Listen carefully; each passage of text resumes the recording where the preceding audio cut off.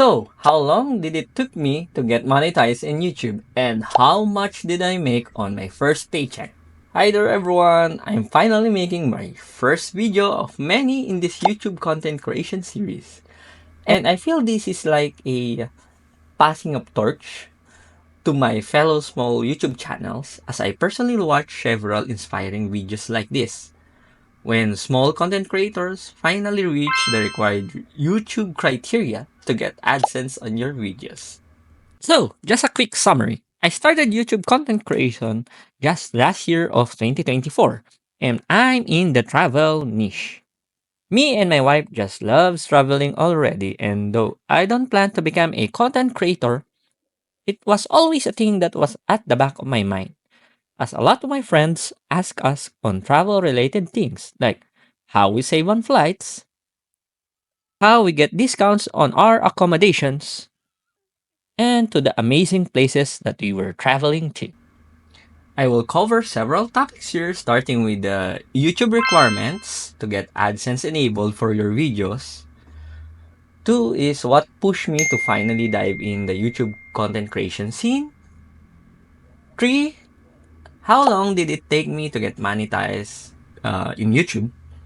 Four, what are the things that work for me to reach the required criteria? And five, tips on how to improve your content creation from a small content creator like me.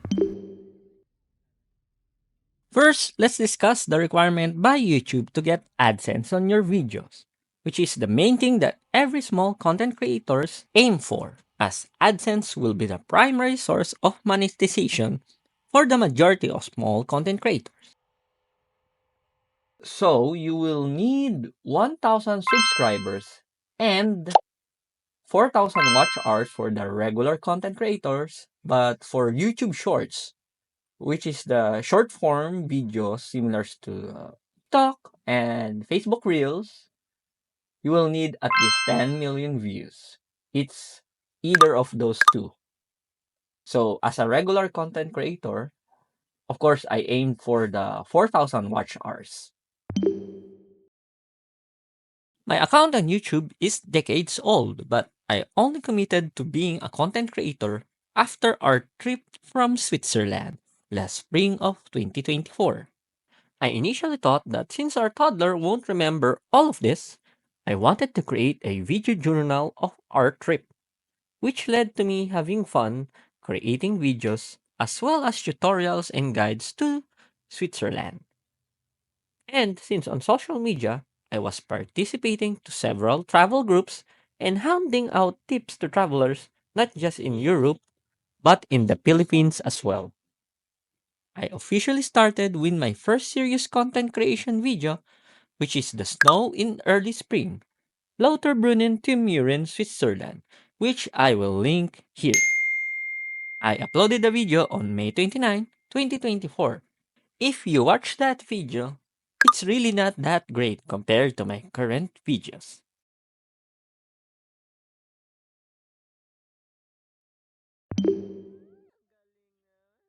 First is getting the requirements to apply for the YPP, or YouTube Partner Program. I got the requirements of 1,000 subscribers and 4,000 watch hours around the first week of January. And after I applied to YPP, yes, you need to apply first, and YouTube will review your account.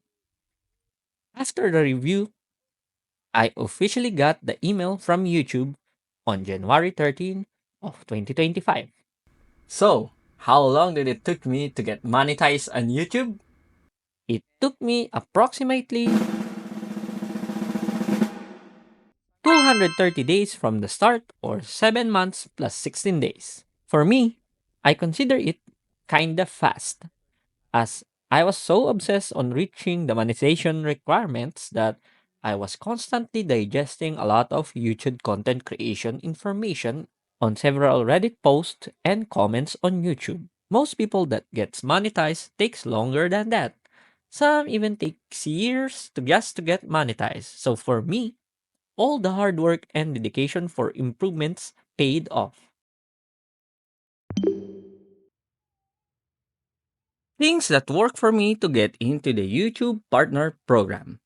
If you're trying to hit those monetization milestones and get into the YouTube Partner Program, here are a few things that really work for me. 1. Thumbnails and titles matter a lot. Like many new creators, my early thumbnails and titles weren't exactly eye catching. But as I keep making videos and watching content creation channels like vidIQ, I realized something crucial.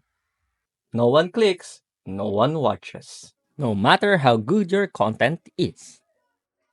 So I started doing two things. Thumbnails first. For even editing, I'll now make the thumbnail and decide on a title. That helps shape the direction of the video. Keyword research. I use vidIQ's keyword tools to see what people are actually searching for. This helps me write better titles and descriptions. Eventually, I developed a thumbnail template to keep everything visually consistent. Around my 10 to 12 video, I landed on a design that worked for me. And one of those videos passed 10K views.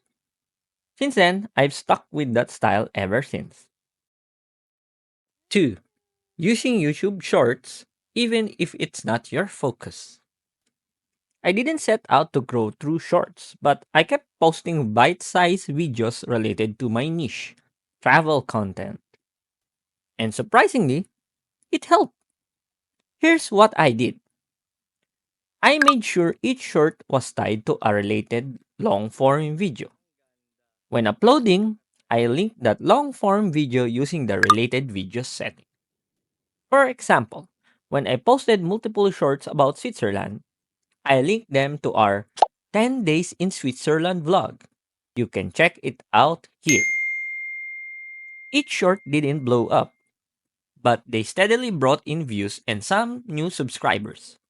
One of them actually brought in 20 to 30 subs on its own. Not bad for a 15-second video. 3. How vidIQ helped me grow. I actually discovered vidIQ years ago, but I didn't start diving deep into their content until I began my YouTube journey. Once I did, I realized how powerful their tools and their advice really are. One of the biggest game changers for me was their keyword research tool. I've used it for pretty much every video I've uploaded.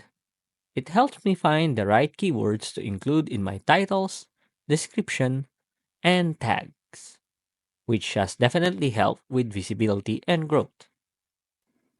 Beyond the tools, their YouTube channel is packed with valuable tips for beginners. If you take the time to watch and actually apply what they teach, it can make a big difference. And honestly, even the free version of vidIQ offers a lot.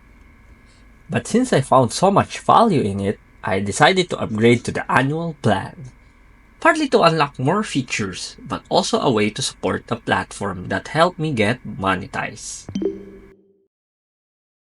So, how much did I make on YouTube for my first pay? I was actually surprised that other content creators that get monetized took them several more months to get their first pay from YouTube AdSense. So I guess I was one of the lucky ones as the next month, after getting monetized, I got my first YouTube payout. It's due to the payout threshold of YouTube AdSense, which is $100. So you need to make at least $100 before you get sent your first pay. So here's the amount my first pay on YouTube. It's $105.05 for the month of February. I saw other content creators get a AdSense branded meal, as you can request YouTube to send you a check. But for me, I opted for a digital payment straight to my bank. Your first video is not going to get views. Period. It's not. Your first 10 are not going to get views. I can very confidently say that. So stop sitting there and thinking for months and months on end and just get to work and start uploading. One of the best pieces of content creation advice I've ever heard came from Mr. Beast. When I first saw this clip, it really stuck with me. So when I started my own YouTube journey, I made a promise to myself to follow that advice. Honestly, I didn't expect to get monetized within a year, but I did. And it's because I took that advice to heart. With every video I uploaded, I focused on improving at least one thing. Whether it was tightening my script, improving my voiceovers, refining how I shot my videos, or learning new editing techniques, I made sure I was always getting just a little bit better. If you look through my channel, you'll notice those slow, gradual improvements. Not huge overnight leaps, but steady, consistent progress. And that made a huge difference for me. Another valuable tip I can share is this: always create your thumbnails first. This is one of the most important lessons I pick up from watching vidIQ videos, and it's something they constantly emphasize for a good reason. A common mistake many new content creators make is spending hours perfecting their videos, only to slap together a thumbnail at the last minute. But the reality is, your thumbnail is what gets people to click in the first place. It's the first impression your video makes, even before your title or content. Once I started applying this thumbnail first principle, everything changed. Not only did my thumbnails improve, but I also noticed my videos gradually getting more clicks and views. By planning the thumbnail ahead of time, it also helped me shape the direction of my videos, making sure the content delivers on the promise of that thumbnail. Remember, even if your video is amazing, if no one clicks it, no one will watch it. The title is your handshake, your billboard, your chance to stand out in a sea of content. So prioritize it. Think about what would catch the attention of your viewer and build your video around it. It's a small shift in workflow, but it made a big difference for me, and it might for you too. Lastly, never give up. You might get discouraged and get tired when you don't get new subscribers and views. But never give up. Try to analyze other channels and see what works for them, and apply those to your videos as well. Who knows, maybe improving one thing like your keyword on your titles, simplifying your thumbnails, or even improving the first 30 seconds of your video might make a difference.